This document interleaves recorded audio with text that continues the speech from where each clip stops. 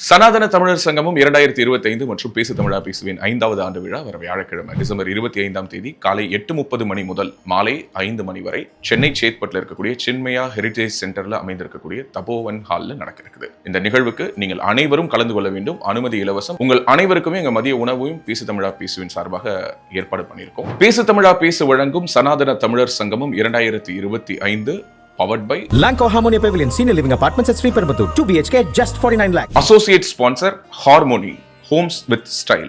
Mobility partner B Caps. Knowledge partner சுவாசம் பதிப்பகம். Health partner ஜோதி சித்தா மற்றும் யோகவர்ம மருத்துவமனை. மறந்துடாதீங்க, வர டிசம்பர் 25 வியாழக்கிழமை சென்னை சேத்பட்டில் இருக்கக்கூடிய சின்மயா ஹெரிடேஜ் சென்டர்ல அமைந்திருக்கக்கூடிய தபோவன் ஹால்ல காலை 8:30 மணி முதல் சனாதன தமிழர் சங்கமும் 2025 விமர்சையாக நடக்க இருக்குது. உங்களோட அன்போடும் ஆதரவோடும். நன்றி, வணக்கம். ஹாப்பியா, ஹெல்தியா, ஜாலியா ஒரு life. Lanco Harmonia Pavilion Senior Living Apartments at Sri Perambatoor 2 BHK just 49 lakhs. Call 7717273747.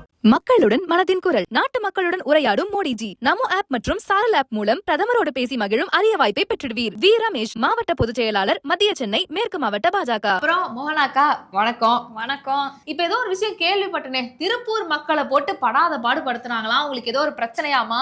என்ன நடக்குது? ஆனா ஆமாப்பா, திருப்பூர்ல ஒரு இடம் இருக்கு. அந்த இடத்தை எதுக்கு ஒதுக்கிருக்காங்க அப்படின்னா, அங்க கழிவு குப்பைகளை கொட்டலாம் அப்படின்ற மாதிரி ஒதுக்கிருக்காங்க இந்த திமுக அரசாங்கம். வேஸ்ட் மேனேஜ்மெண்ட் சார்பா அந்த இடத்தை வந்து ஒதுக்கிருக்காங்க. சோ அந்த இடங்கள்ல விவசாய நிலங்கள் இருக்கு அப்படின்ற ஒரு காரணத்துக்காக நீங்க அந்த இடத்துல வேலி அமைக்காதீங்க அப்படின்னு சொல்லிட்டு திருப்பூர் மாவட்டத்துல எந்த இடத்துல அந்த வேலி அமைச்சிருக்காங்களோ அங்க இருக்கக்கூடிய மக்கள் எல்லாருமே போராட்டம் பண்ண ஒரு வீடியோ வந்து சமூக வலைதளங்கள்ல சமீப நாட்களுக்கு முன்னாடி வைரல் ஆச்சு. ஆமாமா, நான் கூட பார்த்தேன். கண்டிப்பா திமுக அரசு நடவடிக்கை எடுத்திருப்பாங்களே. நடவடிக்கை தானே. அங்க போராட்டம் பண்ண மக்களை கைது பண்ணி கூட்டிட்டு போனாங்க. அதான் நடவடிக்கை. கைது பண்ணாங்களா? ஆமா.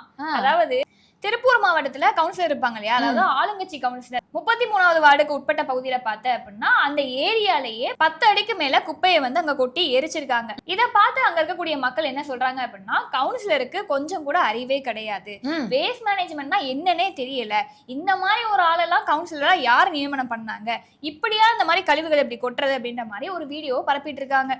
குப்பை மேலாண்மை நாலேஜ் வந்து ஜீரோ நாலேஜ்.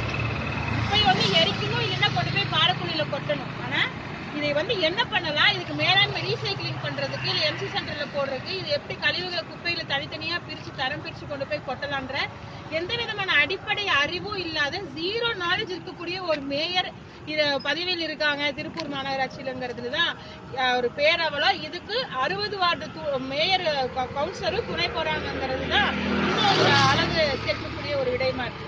இதுக்கு ஒரு தீர்வு கட்டாம நாம் தமிழர் கட்சி ஓயாது. அடே, எங்க பானா கேட்டா மக்களுக்காக ஆட்சி செய்யறோம்னு திமுகவுல சொல்றாங்க. சரி, அது ஒரு பக்கம் இருக்கட்டும். இப்ப என்ன இந்த செவிலியர்கள் போராட்டம் அப்படிங்கிறது நாளுக்கு நாள் அதிகமாகிக்கிட்டே இருக்குது. நிறைய பேர் குரல் கொடுத்துக்கிட்டு இருக்காங்க. என்ன பிரச்சனை, எதுக்காக? தலைவர்னு சொல்லிட்டு, அதாவது அப்பான்னு ஒருத்தர் இருக்காரு இல்லையா, தேர்தல் அறிக்கையில 356வது வாக்குறுதியா ஒண்ணு கொடுத்திருந்தாரு. என்னன்னா, செவிலியர்களுக்கு பணி நிரந்தரம் அப்படின்றத பண்ணி கொடுப்போம் அப்படின்னு சொல்லிட்டு.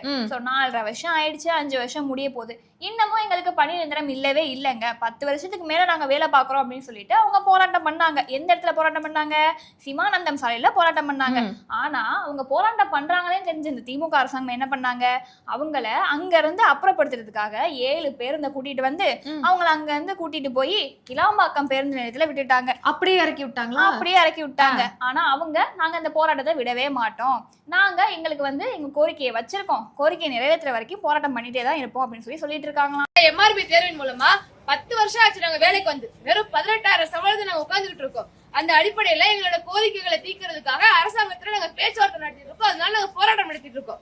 போராட்டம் நடத்த எங்களை என்னங்க நீங்க வலுக்கட்டாயம் நீங்க வந்து அரெஸ்ட் பண்ணி கூட்டு வரீங்க? சரி, ஒரு நியாயம் வேணாமா? இத்தனை பேரை கூட்டு வரீங்களே, எங்க கூட்டு போற அப்படின்னு ஒரு தகவல் சொல்லக்கூடாதா? நீங்க வாடகைக்கு இழுத்துட்டு வந்து தண்ணி குடிக்க விடாம, ஒரு சாப்பாடு வாங்கி கொடுக்க விடாம, நாங்க வந்து 10 மணிக்கு நாங்க சாப்பிட்டோம் சார். அடேங்கப்பா, இதுல இன்னும் நிறைய விஷயம் கூட நான் கேள்விப்பட்டேன். நாங்க வந்து ஒரு நாள் முழுக்க அந்த கிளாம்பாக்கம் பேருந்துல தான் போராட்டம் பண்ணிக்கிட்டு இருக்கோம். ஆனா யாரும் கண்டுக்க கூட மாட்டேங்கிறாங்க அரசாங்கத்துல இருந்து. நாங்க வந்து நாப்கின் கூட சேஞ்ச் பண்ண முடியாத அளவுக்கு அவ்வளவு கஷ்டத்துல இருக்கோன்ற மாதிரி புலம்பிருக்காங்களே. இது மட்டுமா, குடுவாஞ்சேரியில நேத்தும் ஒரு போராட்டம் பண்ணிருக்காங்க. அதாவது அந்த இடத்துல மட்டும் கிடையாது, நாங்க எல்லா இடத்துலயுமே போராட்டம் பண்ணதான் போறோம்னு சொல்லிட்டு போராட்டம் பண்ணிருக்காங்க.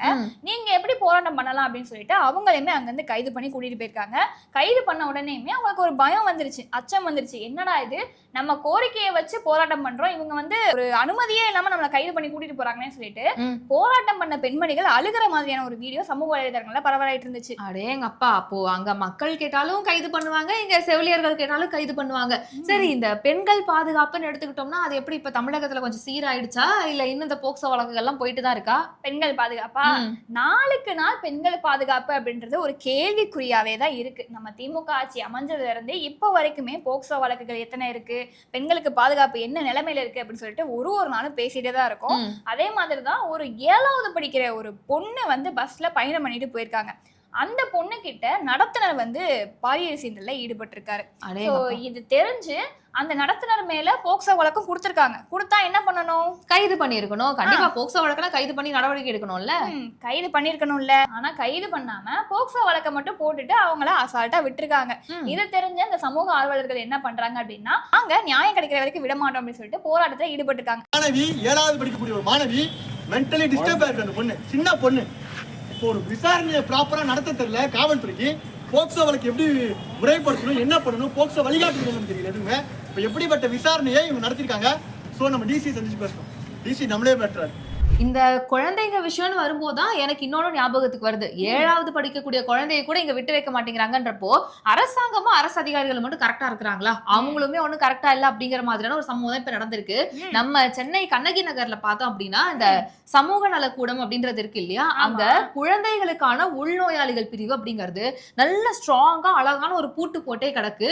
இன்னைக்கு வரைக்கும் அதை திறக்கவே கிடையாது. அங்க இருக்கிற மக்கள் என்ன சொல்றாங்கன்னா, குழந்தைங்களை உடம்பு சரியில்லைன்னு கூட்டு போறோம்னா அப்போதைக்கு மாத்திரை கொடுத்து வீட்டுக்கு அனுப்பி விட்டுறாங்க. எமர்ஜென்சின்னு கூட்டு போனா கூட அட்மிட் பண்ணி ட்ரீட்மெண்ட் பண்ண மாட்டேங்கிறாங்க. ஒருவேளை ட்ரீட்மெண்ட் பண்றதுக்கு டாக்டர்ஸ் இல்லையா, பூட்டு சாவியை தொலைச்சிட்டாங்களான்னு சொல்லி அங்க இருக்க மக்கள் எல்லாம் கேட்டுக்கிட்டு இருக்காங்க.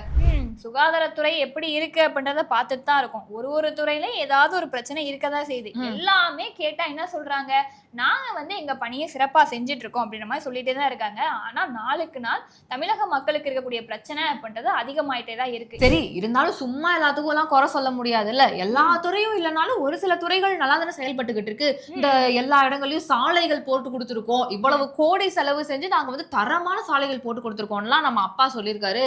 நீ என்னடா எல்லாத்துக்கும் கலாய்ச்சிக்கிட்டு. சரி, நான் செவனே தானா போய்க்கிருந்தேன், யாரு வம்பு தும்புக்காச்சும் போனா.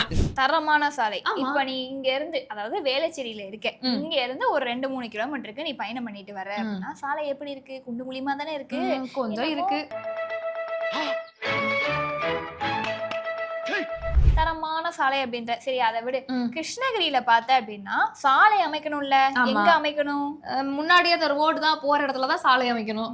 சாக்கடை கழிவுநீர் போற இடத்துல சாலை அமைச்சிட்டு இருக்காங்க. அந்த வீடியோ பாத்தியா?